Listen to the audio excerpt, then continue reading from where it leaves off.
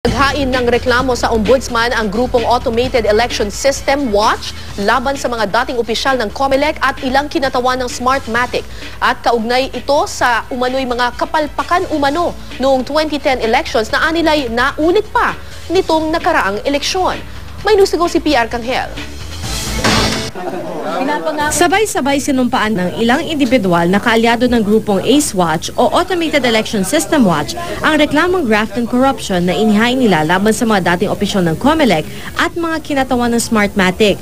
Sa reklamong isinumiti nila sa tanggapan ng Ombudsman, sinabi nilang noong 2010 pumasok ang COMELEC sa isang kontrata kung saan agrabyado ang gobyerno at ang mga Pilipino. Kasi nga, ang sinasabi rito, kung ang isang prosesong mali, ginawa mong automatic, pinabilis mo lang yung pagkakamali. Yun ang pinupunto namin dito. Marami silang nakitang umano'y kapalpakan noong 2010 elections na hindi na itama nitong 2013 elections. At dahil ayaw nila itong maulit pa sa 2016, minabuti na raw nila maghain ng reklamo ngayon. Kabilang sa mga kinasuhan sina dating COMELEC Chair Jose Melo, ang mga dating commissioner na sina Rene Sarmiento, Nicodemo Ferrer, Armando Velasco at Leonardo Leonida at iba pang opisyal ng COMELEC na nakaupo sa komisyon noong 2010. Hindi natin sila pwedeng kakasuhan ng kriminal habang nakaupo po sila dahil meron nga silang immunity from suit. No?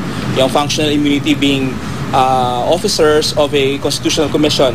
So we have to wait for that time, and we needed more evidence, we needed more data that can sustain a suit like this.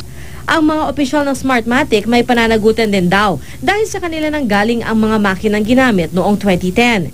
Ikinagulat naman ni dating COMELEC Commissioner Rene Sarmiento, isa sa mga inirereklamo ng ACE Watch, ang paghain ng reklamo. That has been long resolved by the Supreme Court in the case of Roque versus COMELEC, that the contract was valid, was legal and constitutional. In the election that time, PR received good reviews from the European Union, from electoral management bodies and other groups based abroad. So, and it installed a government in 2010, okay, that is smoothly running the country at this time. Wala pa pahayag ang Smartmatic tungkol dito pero ang COMELEC ipinagtanggol ang automated elections. Matagumpay daw ang mga eleksyon na pinagamitan ng PICOS machines. Generally, successful naman yung election by the use of the PICOS. May mga glitches nga pero on the whole, okay naman yung PICOS It is still reliable. Sa Huwebes, nakatakdang hilingin ng grupo sa Ombudsman na imbestigahan ng mga kasalukuyang opisyal ng COMELEC hinggil naman sa naging takbo ng 2013 elections. PR Kanghel, GMA News.